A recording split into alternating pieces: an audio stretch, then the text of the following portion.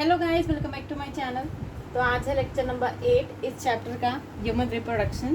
तो पिछले लेक्चर में हमने स्पर्म के स्ट्रक्चर के बारे में बात की थी, स्पर्म के स्ट्रक्चर के बारे में बात की थी, और उसके साथ साथ मैंने कुछ डेटा भी आपको बताया था, ठीक है, कि पर इजैकुलेशन कितने स्पर्म्स रिलीज होते हैं, ठीक है।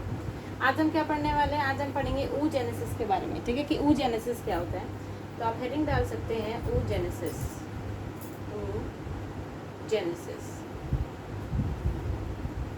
अब oogenesis का मतलब क्या है, पहले आप टर्म को समझिए। oogenesis का मतलब क्या होता है? जेनेसिस का मतलब होता है फॉर्मेशन, और ऊ का मतलब होगा फॉर्मेशन ऑफ ओवम या फिर एग, ठीक है। फॉर्मेशन ऑफ ओवम या फिर एग oogenesis कहलाता है। अब देखिए, 2 पॉइंट आपको लिखना है। जैसे मैंने स्पर्मेटोजेनेसिस के बारे में लिखा था कि स्पर्मेटोजेनेसिस स्टार्ट्स एट प्यूबर्टी, उसी प्रकार से oogenesis formation of ovum starts during embryonic life. ये सबसे बड़ा डिफरेंस है स्पर्मेटोजेनेसिस और oogenesis के बीच में। और एंड कब होता है? एंड एट मेनोपॉज, यानी कि around the age of 50 year. और मेनोपॉज के बारे में मैंने आपको फर्स्ट लेक्चर में बता दिया था कि इस केस में मेनोपॉज में क्या होता है, मेंस्ट्रुअल साइकिल रुक जाती है, सो फॉर्मेशन ऑफ ओवम स्टॉप हो जाता है, ठीक है। तो आपसे कोई पूछे, जैसे मैंने पूछा कि स्पर्मेटोजेनेसिस कब स्टार्ट हुई, स्पर्मेटोजेनेसिस कब स्टार्ट हुई, तो स्पर्मेटोजेनेसिस स्टार्ट हुई थी प्यूबर्टी के समय, पर वहीं पर oogenesis कब स्टार्ट हो रही है? oogenesis स्टार्ट हो रही है एम्ब्रियोनिक लाइफ के दौरान, एम्ब्रियोनिक पीरियड के दौरान, एम्ब्रियोनिक डेवलपमेंट के दौरान। सो oogenesis starts during embryonic life. This is the most important difference between spermatogenesis and oogenesis। और एंड कब होती है? एंड का भी पता नहीं चाहिए। जैसे स्पर्मेटोजेनेसिस कभी भी एंड नहीं होती है, ये पूरी लाइफ पर चलती रहती है, लेकिन जो स्पर्म का काउंट होता है वो घट जाता है। पर oogenesis में ऐसा नहीं है, oogenesis स्टॉप हो जाती है, जिसे मेनोपॉज कहा जाता है, जहाँ पर मेंस्ट्रुअल साइकिल भी रुक जाती है around the age of 50 years, और फॉर्मेशन ऑफ ओवम भी स्टॉप हो जाता है, ठीक है, फॉर्मेशन ऑफ ओवम भी स्टॉप हो जाता है। अब हम बात करेंगे oogenesis के बारे में कि आखिर में oogenesis, देखो oogenesis और स्पर्मेटोजेनेसिस 50% तक मिलते हैं, पर उसमें आपका एक और चीज़ ऐड जाती है, जैसे फॉलिकुलर जेनेसिस भी कहा जाता है, जिसको फॉलिकुलर जेनेसिस भी कहा जाता है। तो सबसे पहले हम बात करेंगे फॉलिकुलर जेनेसिस की, ठीक है, फॉलिक्यूलर जेनेसिस की। अगर आप फॉलिकुलर जेनेसिस पढ़ लेंगे तो it will be very easier to understand oogenesis। Follicular genesis का मतलब है, जेनेसिस का मतलब होता है फॉर्मेशन, यानी कि फॉलिकल्स का फॉर्मेशन, फॉलिकल्स का फॉर्मेशन। अब आप पूछोगे फॉलिकल्स का मतलब क्या होता है? फॉलिकल्स आप ऐसे समझ सकते हैं, जैसे आपका जो भी आप एग से समझ लीजिए, जो भी एग है, ठीक है, और फॉलिकल, ठीक है, फॉलिकल। तो आप गिफ्ट और गिफ्ट रैप समझिए, ठीक है। तो एग हो गया गिफ्ट और फॉलिकल हो गया गिफ्ट रैप,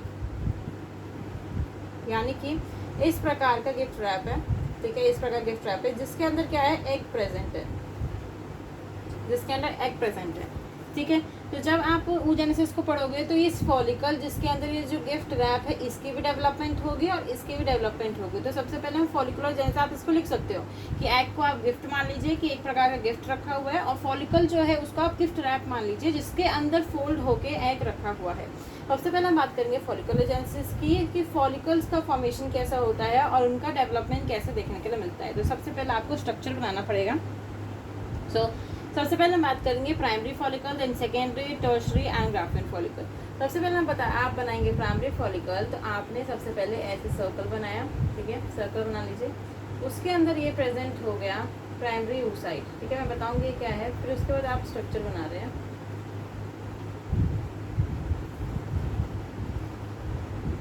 ये आपका होगा प्राइमरी फॉलिकल। अब देखिए इसमें क्या क्या चीज़ें हैं। ये जो आपको दिख रहा है, जो मैंने अंदर से बनाया है, वो है आपका primary oocyte। Primary oocyte, primary oocyte के बारे में बताऊंगी, पहले आप सिर्फ प्राइमरी oocyte पे ध्यान दीजिए। जिस तरीके से मैं फॉलिकुलर डेवलपमेंट की बता रही हूँ उस पर ध्यान दीजिए। ये जो मैंने सेल्स बनाए हैं वो क्या है? Single layer of granulosa cells, single layer of granulosa cells. Granulosa cells क्या होते हैं? फॉलिकल के सेल्स होते हैं, ठीक है, फॉलिकल जो गिफ्ट रैप है उसके क्या होते हैं? सेल्स होते हैं। और इनका काम क्या होता है? To secrete oestrogen. क्या काम होता है? टू सीक्रेट ईस्ट्रोजन, इसको भी आप नोट डाउन कर लीजिए। और ईस्ट्रोजन का इन टर्न काम क्या होता है? ईस्ट्रोजन का क्या काम होता है? ये बनाता है एंडोमीटियम, पर इसको आप मेंस्ट्रुअल साइकिल के दौरान लिख सकते हैं। तो आप इतना पार्ट लिखिए कि जब हम फॉलिकुलर जेनेसिस की बात करें तो सबसे पहले हम प्राइमरी फॉलिकल की बात करेंगे, फिर सेकेंडरी, फिर टर्शरी, और सबसे लास्ट में बात करेंगे ग्राफियन फॉलिकल के बारे में कि ग्राफियन फॉलिकल से आप क्या समझते हैं। तो देखिए, मैंने आपको बोला प्राइमरी फॉलिकल पढ़ना है, फिर सेकेंडरी पढ़ना है, फिर टर्शियरी पढ़ना है। तो ये मैंने आपको प्राइमरी फॉलिकल बनाया है। प्राइमरी फॉलिकल में जैसे जैसे डेवलपमेंट चलती रहेगी, फिर सेकेंडरी फॉलिकल बनेगा, फिर टर्शियरी फॉलिकल मिलेगा। और जो सबसे मेच्योर ग्राफियन फॉलिकल, जैसे मान लीजिए कि गिफ्ट रैप भी डिफरेंट प्रकार की होती है, ठीक है। कोई मान लीजिए 10 रुपये का गिफ्ट रैप आता है, फिर 20 रुपये का आता है, फिर 30 रुपये का आता है, फिर सबसे महंगा 100 रुपये का आता है। तो इसी प्रकार से डेवलपमेंट आपको देखने के लिए मिलेगी। तो सबसे पहला आपको ये प्राइमरी फॉलिकल है, इसका प्रॉपर नाम लिख लीजिए कि ये क्या होगा, आपका प्राइमरी फॉलिकल होगा। प्राइमरी फॉलिकल में आपको क्या क्या देखने चीज़ें, सेंटर में जो गिफ्ट है वो क्या है? Primary oocyte। और प्राइमरी oocyte को सराउंड कौन कर रहा है? सिंगल लेयर, ठीक है, मल्टीपल लेयर नहीं, single is the most important thing कि single layer of granulosa cells. और ग्रेनुलोसा सेल्स का क्या काम होता है? ईस्ट्रोजन को सिक्रीट करवाना। क्या काम होता है? ईस्ट्रोजन को सिक्रीट करवाना। तो मैंने पहले आपको प्राइमरी फॉलिकल का स्ट्रक्चर बना के दिखा दिया। इसके बाद, ठीक है, इसके नीचे बनाना चाहिए पर मैं इधर बना के दिखा रही हूँ सेकेंडरी फॉलिकल। प्राइमरी फॉलिकल के बाद आपका बनेगा सेकेंडरी फॉलिकल। देखिए, सेकेंडरी फॉलिकल का आप स्ट्रक्चर बनाइए। आपने क्या किया है? छोटा सा सर्कल बनाया, इसके अंदर हो गया आपका गिफ्ट क्या है? प्राइमरी oocyte है, ठीक है। गिफ्ट क्या है? प्राइमरी oocyte है। अब आपको क्या करना है? बहुत सारी लेयर्स बना लीजिए ग्रेनुलोसा सेल्स की, ठीक है। उस समय मैंने आपको बोला था कि single layer of granulosa sales थी, पर यहाँ पर अब single layer of granulosa sales नहीं बची है, ठीक है। सिंगल लेयर ऑफ ग्रेनुलोसा, अब ऐसे बहुत सारी सेल्स का लेयर जो है आप बना सकते हैं, ठीक है। आपने ऐसे करके बहुत सारे लेयर्स, ऐसे करके सेल्स दिखा दीजिए, ठीक है। इस प्रकार से आपने बहुत सारे लेयर्स और सेल्स बना दिया। अब देखिए, ये जो अंदर है, मैं फिर से बोला कि अभी भी ये प्राइमरी oocyte ही है, अभी भी ये प्राइमरी oocyte ही है। अब यहाँ पर क्या है? Multiple layer, multiple layer of granulosa cells, ठीक है। तो ये हो गया आपका सेकेंडरी फॉलिकल। उसी के साथ साथ एक और कैरेक्टरिस्टिक डिफरेंस होता है कि यहाँ पर आपकी एक लेयर पाई जाती है जिसको बोला जाता है थीका, ठीक है। मतलब आपसे डिफरेंसेस भी पूछा जा सकता है कि what is the difference between primary follicle and secondary follicle. तो आप क्या बोलोगे? देखिए, सबसे पहले आप बोलेंगे जो प्राइमरी फॉलिकल और सेकेंडरी फॉलिकल में कौन सी चीज़ कॉमन है? वो कॉमन चीज़ है कि उन दोनों में ही प्राइमरी oocyte पाया जाता है। क्या पाया जाता है? प्राइमरी oocyte पाया जाता है, क्योंकि आपको दिख रहा है कि गिफ्ट तो सेम है ना, यहाँ पर भी प्राइमरी oocyte है और यहाँ पर भी प्राइमरी oocyte है। और जो आपको मेजर डिफरेंस देखने के लिए मिलता है कि जो आपका प्राइमरी फॉलिकल होता है उसमें single layer of granulosa sales होती हैं, वहीं पर जब हम सेकेंडरी फॉलिकल की बात करते हैं वहाँ पर एक से ज़्यादा लेयर ऑफ सेल्स होती है, यानी कि multiple layer of granulosa sales होती है। साथ ही साथ एक और एक्स्ट्रा थिंग आ जाती है जिसको हम थीका बोलते हैं। क्या बोलते हैं? थीका एक प्रकार की लेयर है। क्या बोलते हैं? थीका बोलते हैं। अब एक क्वेश्चन है, मैं आपसे पूछूं कि single layer of granulosa sales है और multiple layer of granulosa sales है, ठीक है। मान लीजिए यहाँ पर 5 लेयर ऑफ ग्रेनुलोसा सेल्स है, यहाँ पर 1 लेयर ऑफ ग्रेनुलोसा सेल्स है। मैंने आपको बताया था कि ग्रेनुलोसा सेल्स का काम होता है ईस्ट्रोजन को सिक्रीट करना। ईस्ट्रोजन क्या है? ओवेरियन हार्मोन्स है। मैंने आपको पहले बताया था कि जो ओवरी होती है, ओवरी को प्राइमरी सेक्स ऑर्गन क्यों बोलते हैं? क्योंकि एक तो वो गैमेट बनाता है और एक हार्मोन बनाता है। गैमेट तो उसने बना दिया ओवम, जो आपका प्राइमरी oocyte फर्दर डेवलपमेंट करके ओवम ही बनाने वाला है। साथ ही साथ वो क्या बनाएगा? ओवेरियन हार्मोन्स बनाएगा जिससे ईस्ट्रोजन और प्रोजेस्टेरोन निकाल दे, तो वही ईस्ट्रोजन होता है। तो मैं आपसे पूछूं कि जैसे कि 1 लेयर ऑफ ग्रेनुलोसा सेल से 5 लेयर ऑफ ग्रेनुलोसा सेल से इन दोनों में से ज़्यादा कौन ईस्ट्रोजन बना रहा होगा? 5 लेयर ऑफ ग्रेनुलोसा सेल्स बना रहे होंगे, है कि नहीं? 5, जैसे मैंने आपसे बोला कि एक आदमी जो है 4 लीटर जूस निकालता है, ठीक है, गन्ने का। तो 4 लोग कितने निकालते हैं? 16 लीटर जूस निकाल देंगे। तो ऑफकोर्स एक जो लेयर है ग्रेनुलोसा सेल्स की वो कम ईस्ट्रोजन निकालेगी as compare to multiple layer of granulosa cells, ठीक है। अब इसको आप नोट डाउन कर सकते हैं। इसके आगे का हम डेवलपमेंट देखेंगे, जिसके आगे आप ऐसे एरो बना के लिख सकते हैं कि पहले हम टर्शियरी फॉलिकल फिर ग्राफियन फॉलिकल को देखेंगे। तो मैं इसको रब करते हुए फिर मैं आपको बताती हूँ टर्शियरी फॉलिकल के बारे में कि टर्शियरी फॉलिकल किस प्रकार का दिखता है और ग्राफियन फॉलिकल किस प्रकार का दिखता है। अब देखिए, अब आपको टर्शियरी फॉलिकल का स्ट्रक्चर बनाना है। तो टर्शियरी फॉलिकल में क्या है? आपने फिर से बनाया।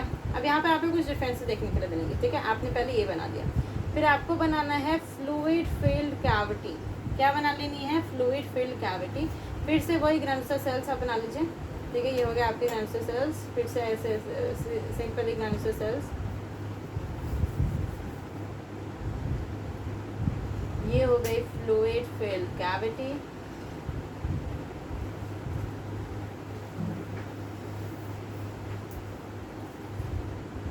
क्या है, ग्रेनुलोसा सेल्स हैं, ठीक है। ये यहाँ पर भी पाए जाएंगे granulosa cells.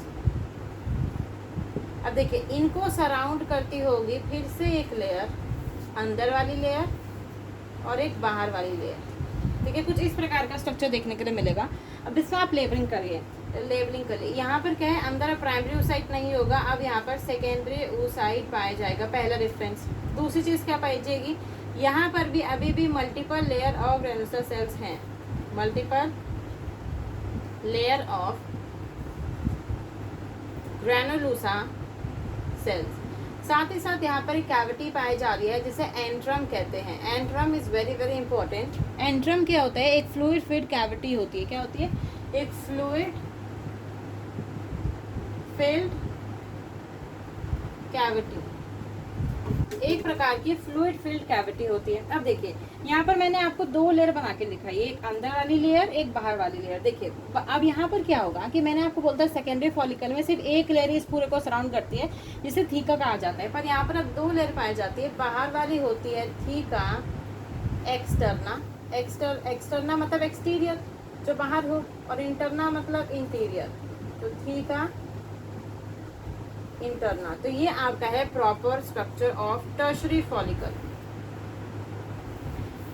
Tertiary follicle, proper structure of tertiary follicle.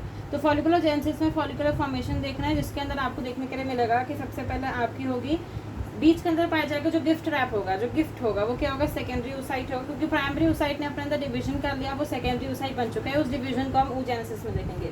उसी के साथ साथ multiple layer of granulosa cells पाई जा रही होंगी। Multiple layer of granulosa cells क्या बना रही होंगी, ईस्ट्रोजन, ईस्ट्रोजन बना रही होगी। फिर उसके बाद उसके साथ पाया जाता है एंट्रम। एंट्रम क्या होता है, fluid filled cavity. Fluid filled cavity का मतलब होता है कोई ऐसी खाली जगह है उसके अंदर इस तरीके से पानी भरा हुआ है, तो उसे हम क्या कहते हैं, एंट्रम कहते हैं, फ्लूइड फिल्ड कैविटी। उसी के साथ साथ क्या पाया जाएगा, दो लेयर पाई जाएगी। सेकेंडरी फॉलिकल में जब सेकेंडरी फॉलिकल बनाया था तो उसके अंदर एक ही लेयर पाई जाती थी जिसको थीका कहते थे, पर यहाँ पर दो थीका है वो दो भागों में बढ़ चुकी है, जिसे एक को कहेंगे थीका इंटरना और उसके बाहर वाली को कहेंगे थीका एक्सटर्ना, ठीक है। अगर मैं पूछूं कि प्राइमरी फॉलिकल, सेकेंडरी फॉलिकल और टर्शियरी फॉलिकल में से इन तीनों में से सबसे ज़्यादा ईस्ट्रोजन कौन सिक्रीट कर रहा होगा, तो सबसे ज़्यादा ईस्ट्रोजन कौन सिक्रीट कर रहा होगा, टर्शियरी फॉलिकल, और सबसे कम कौन सिक्रीट कर रहा होगा, प्राइमरी फॉलिकल। क्योंकि प्राइमरी फॉलिकल में सिर्फ single layer of granulosa cells पाई जाती है और ग्रेनुलोसा सेल्स ही ईस्ट्रोजन को सिक्रीट करती है। उसके बाद हम बात करते हैं ग्राफियन फॉलिकल की। इसको मैं रब कर रही हूँ, इसके आगे आप बना सकते हैं ग्राफियन फॉलिकल का स्ट्रक्चर। ग्राफियन फॉलिकल में आपको ज़्यादा डिफरेंसेस नहीं देखने के लिए मिलेंगे, और सबसे मैच्योर जो फॉलिकल होता है उसे ग्राफियन फॉलिकल कहते हैं। तो यहाँ पर सबसे पहले आप लिखिए मैच्योर फॉलिकल का ही नाम होता है ग्राफियन फॉलिकल। ग्राफियन फॉलिकल, अब देखो ग्राफियन फॉलिकल का स्ट्रक्चर कैसे बन रहा होगा, अंदर अभी भी सेकेंडरी oocyte पाया जाएगा, पहली बात सेकेंडरी oocyte, ठीक है। अब यहाँ पर एक चीज़ आपको देखने को मिलेगी कि सेकेंडरी oocyte को सराउंड करता हुआ, सेकेंडरी oocyte को सराउंड करता हुआ आपको एक लेयर पाई जाएगी जिसे कहते हैं जोना पेलुसिडा। ये इसकी कैरेक्टरिस्टिक प्रॉपर्टी है। क्या पाया जाएगा, zona pellucida. Zona pellucida is a non cellular layer, is a non cellular layer made up of glycoproteins, ठीक है, ग्लाइकोप्रोटीन्स। यहाँ पर आप लिख सकते हैं secreted by secondary oocyte itself। यानी कि जो सेकेंडरी oocyte है, सेकेंडरी oocyte ने अपने चारों तरफ, सेकेंडरी oocyte ने अपनी चारों तरफ एक लेयर को सिक्रीट किया जिसे जोना पेलुसिडा कहते हैं। जोना पेलुसिडा किसी प्रकार की सेल्स से नहीं बनी होती है, इसलिए मैंने नॉन सेलुलर लिखा है। सेल्स के ना बने हो जाना मतलब कि सेल्स का ना बना होना, तो सेल्स से अगर नहीं बना तो किस चीज़ से बना है, ग्लाइकोप्रोटीन से बना है। और सब चीज़ें सेम होगी। ये फ्लूइड फिल्ड कैविटी एंट्रम का पाया जाना, फ्लूइड फिल्ड कैविटी। अब एंट्रम उस केस में थोड़ा छोटा था, यहाँ पर एंट्रम थोड़ा बन गया होगा, ठीक है। फिर से वही आपकी सेल्स का पाया जाना जो कि ग्रेनुलोसा सेल्स होती हैं, ये होगी ग्रेनुलोसा सेल्स, ठीक है, ग्रेनुलोसा सेल्स। फिर उसके बाद हो गया आपका थीका इंटरना और थीका एक्सटर्नल। सब स्ट्रक्चर सेम है। यहाँ पर आपको एंट्रम में क्या देखने को मिलेगा, यहाँ पर फुली डेवलप्ड एंट्रम होगा, यानी कि एंट्रम थोड़ा बड़ा हो गया होगा, फुली डेवलप्ड एंट्रम होगा। और ये मैच्योर फॉलिकल होता है, जैसे ग्राफियन फॉलिकल कहते हैं। ग्राफियन फॉलिकल का स्ट्रक्चर ये होता है, ज़ोना पेलुसिडा एक नई लेयर का पाया जाना, ठीक है एक्सटर्नल, ठीक है इंटरनल।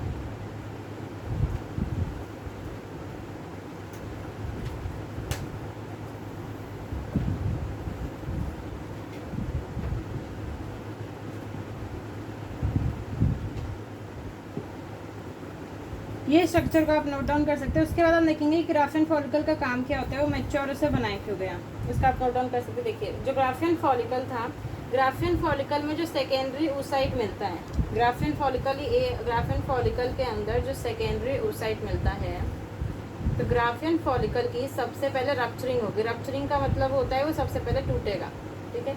ग्राफियन फॉलिकल जैसे ही टूटेगा तो वो क्या कर देगा, रिलीज कर देगा, इट रिलीजेस सेकेंडरी oocyte, ठीक है।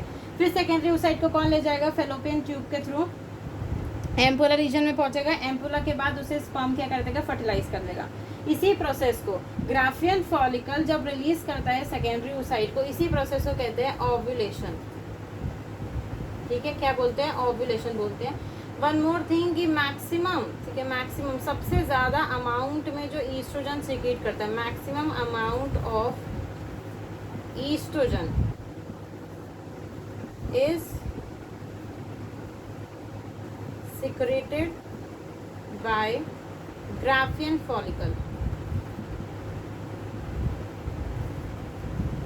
कौन सीक्रेट करता है, maximum amount of oestrogen is secreted by the graafian follicle. पर आप पूछोगे कि ओव्यूलेशन, ये तो ठीक है कि ग्राफियन फॉलिकल के अंदर सबसे ज़्यादा लेयर ऑफ कैंसर सेल्स पाई जा रही है, तो वही सबसे ज़्यादा ईस्ट्रोजन निकालेंगी। तो ओव्यूलेशन किस कारण हुआ, तो ओव्यूलेशन होता है LH सर्ज के कारण, क्योंकि LH की वैल्यू बहुत ज़्यादा बढ़ जाती है, ठीक है। LH क्या होती है, पिट्यूटरी हार्मोन होता है। जो आप मेंस्ट्रुअल साइकिल में देखेंगे, आपको सिर्फ ग्राफियन फॉलिकल का रोल जानना था कि ग्राफियन फॉलिकल सेकेंडरी oocyte को रिलीज करता है, उसकी रप्चरिंग होती है। रप्चरिंग के प्रोसेस को, मतलब कि ग्राफियन फॉलिकल का रप्चर होना और सेकेंडरी oocyte के निकलने को ओव्यूलेशन कहते हैं।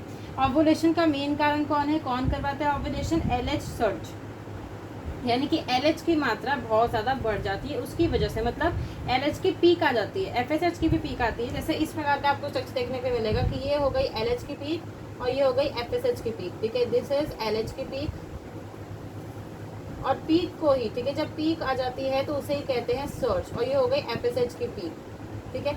यानी कि LH और FSH दोनों की पीक आती है, पर ज़्यादा पीक आती है LH की। ये भी क्वेश्चन आ सकते हैं, इसको मैं आगे कवर कर दूंगी। उसके साथ साथ मैक्सिमम अमाउंट ऑफ ईस्ट्रोजन, ये सबसे इंपॉर्टेंट क्वेश्चन है कि maximum amount of oestrogen is secreted by the graafian follicle. तो ये था आपका पूरा स्ट्रक्चर। पर इसके बाद आपको क्या देखना है कि जैसे मैंने आपको स्ट्रक्चर, इसको आप नोट डाउन कर लो, फिर मैं आपको एक और मैच्योर ग्राफियन फॉलिकल के बारे में एक और चीज़ बताती हूँ। देखिए जो आपका ग्राफियन फॉलिकल है, ठीक है, ग्राफियन फॉलिकल का हमने कुछ ऐसा स्ट्रक्चर बनाया था कि ये आपका सेकेंडरी oocyte है, उसके बाहर ये ज़ोना पेलुसिडा हो गई, ये फ्लूइड फिल्ड कैविटी एंट्रम होगा, यहाँ पर आपका वो पाए जा रहे थे कैंसर सेल्स, और यहाँ पर आपकी 2 कवरिंग थी। अब यहाँ पर क्या है, जो ये इतना पार्ट है, ये जो इतना पार्ट है, ये तो सीक्रेट हो गया, ये तो रिलीज हो गया, ठीक है, रिलीज हो गया।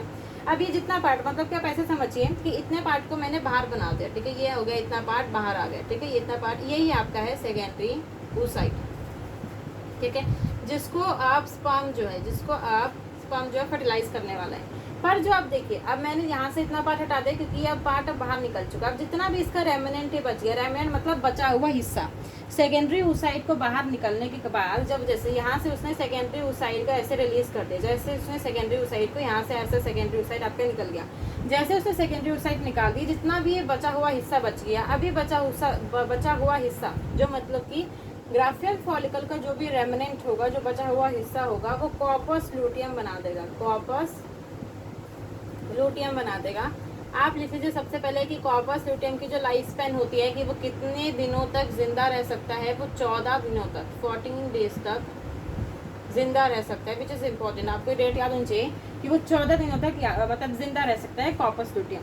कॉर्पस लूटियम के सबसे पहले बात, कॉर्पस लूटियम का कलर क्या होता है, येलो कलर का होता है, येलोइश इन कलर, ठीक है। क्या सिक्रीट करता है? Corpus luteum secrete progesterone. Progesterone is essential, ठीक है, प्रोजेस्टेरॉन इंपॉर्टेंस होता है for the maintenance of the endometrial lining for the implantation process, ठीक है, फॉर द इम्प्लांटेशन। तो कॉर्पस ल्यूटियम क्या सिक्रीट करेगा? प्रोजेस्टेरॉन सिक्रीट करेगा। तो ये था आपका पूरा का पूरा फॉलिकुलर जेनेसिस की प्रोसेस। क्या था? फॉलिकुलर जेनेसिस की प्रोसेस। इसके बाद हमें देखना है oogenesis की प्रोसेस, ठीक है, क्या देखना है? oogenesis की प्रोसेस देखना है। तो ये थी आपकी मैंने फॉलिकुलर जेनेसिस की प्रोसेस इसलिए पहले समझाई क्योंकि तब फॉलिकुलर जेनेसिस की प्रोसेस अगर आप अच्छे से समझ लेंगे तो oogenesis की प्रोसेस बहुत ईजी हो जाएगी। oogenesis की प्रोसेस लगभग 50% सेम है as compare to the spermatogenesis की प्रोसेस।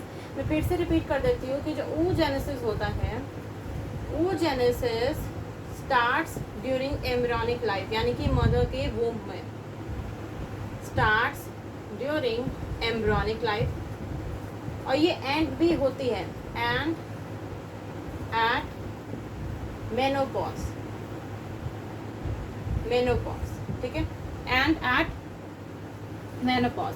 अब देखिए जो oogenesis की पूरी प्रोसेस है, जो oogenesis की प्रोसेस हम आपको वो बताते हैं। देखिए oogenesis का मतलब होता है फॉर्मेशन ऑफ oogonia। सबसे पहली चीज लिखिए कि मिलियन, ठीक है, मिलियन ऑफ oogonia। oogonia क्या होती है? गैमेट मदर सेल होती है। मतलब क्या है? oogonia ही आगे जाके आपके ओवम को बनाने वाली है। So million of oogonia are present in each ovary. अब देखिए मैंने आपको पहले ही बता दिया था कि ओवरी कितनी होती है? 2 होती हैं, ठीक है। तो मैं 1 मिलियन का मतलब होता है 10 लाख। तो ये हो गई आपकी एक ओवरी, ये हो गई आपकी एक ओवरी, ठीक है। इसमें भी आपकी 10 लाख oogonia और इसमें भी आपकी 10 लाख oogonia। इसका मतलब समझते हैं, ठीक है। मैंने बोला million of oogonia are present in each ovary. अब देखिए आपको टाइम पीरियड का भी समझ में आना चाहिए कि टाइम पीरियड कैसे चलता है। तो देखिए जब आपकी फीटल लाइफ चल रही है till birth, foetal life to till birth, पहले मैं आपको पूरा प्रोसेस समझाती हूँ, फिर मैं आपको टाइम लाइन बता दूंगी।